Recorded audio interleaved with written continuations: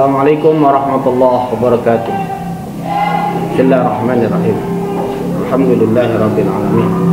Wassalatu wassalamu ala asyrafil anbiya'i wal mursalin sayyidina wa syafi'ina wa maulana Muhammad wa ala alihi wa sahbihi ajma'in. Amma ba'd.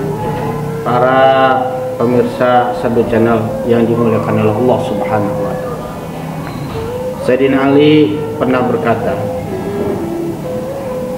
laula khamsa khisalin la sara an-nasu kulluhum salihin. Seandainya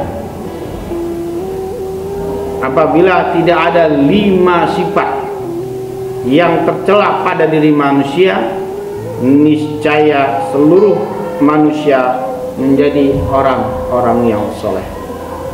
5 ini tidak ada pada diri manusia, maka niscaya manusia akan menjadi orang-orang yang soleh.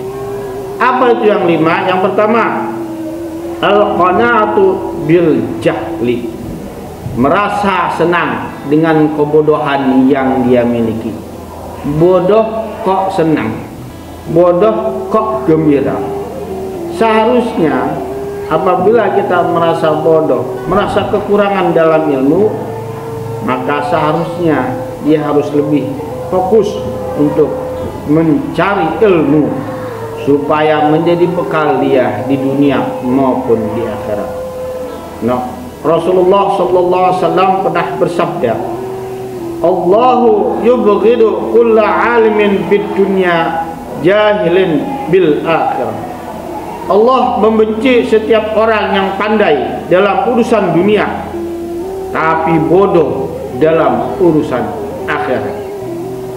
Dunia memang tempat kita mencari bekal untuk modal kita nanti di akhirat, tapi bukan berarti dunia sebagai tempat akhir dalam mencari bekal kita, karena dunia ini adalah jembatan, tempat kita berjembat.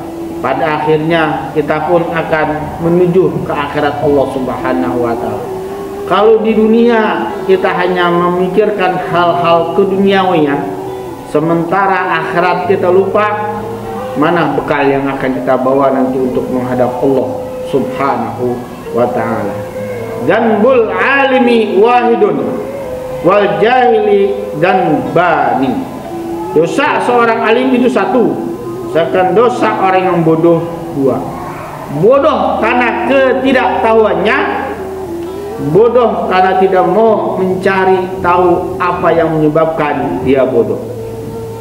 Seorang yang tidak mengetahui sebelumnya dia berdosa, kan dia melakukan sesuatu yang tidak diketahuinya.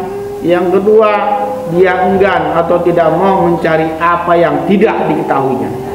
Dengan kata lain, dengan alasan saya emang nggak tahu, nggak apa-apa, tapi di berbagai macam tempat ada majelis-majelis ilmu, ada majelis-majelis taklim, tapi dia nggak mau mencari tahu apa yang menyebabkan dia tidak tahu.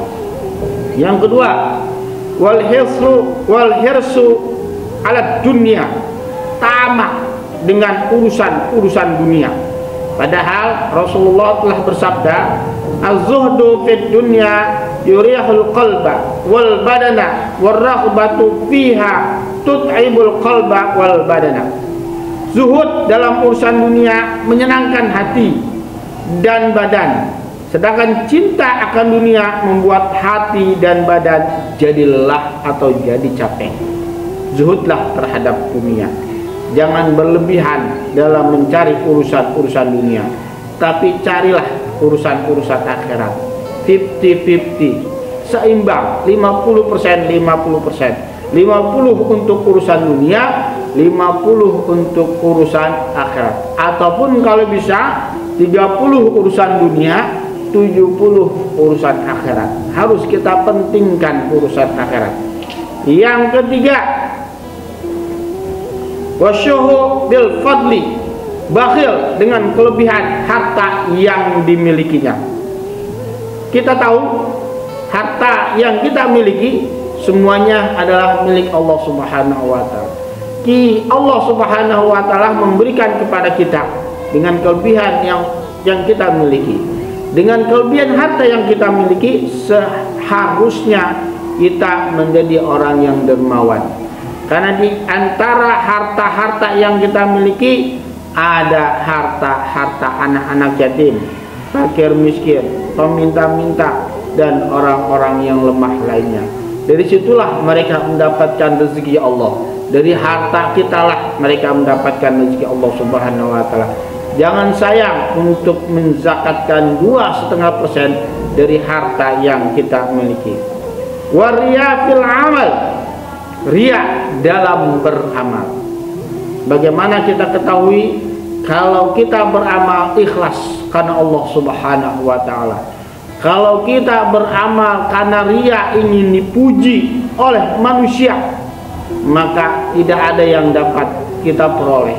Tidak akan mendapatkan pahala dari Allah Subhanahu wa taala. Yang didapat hanya pujian-pujian manusia. Di hadapan Allah nol sama sekali.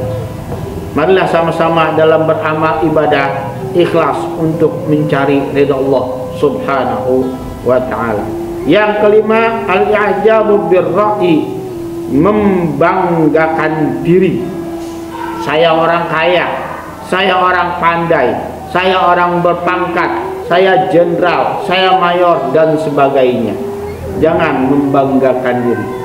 Toh kalau kita pulang tidak ada yang bisa kita banggakan. Hanya kain kapan yang kita bawa, itu yang kita banggakan. Seharusnya kita bangga dengan amal-amal kebaikan yang telah kita lakukan, karena amal-amal itulah yang akan bisa menolong kita nanti di kubur dan di akhirat kelak. Para pemirsa Seduh Channel yang dimuliakan oleh Allah Subhanahu wa taala, demikianlah sedikit yang saya sampaikan. Mudah-mudahan ada manfaatnya buat kita semua. Akhirul kalam, wabillahi taufiq wal hidayah. Assalamualaikum warahmatullahi wabarakatuh.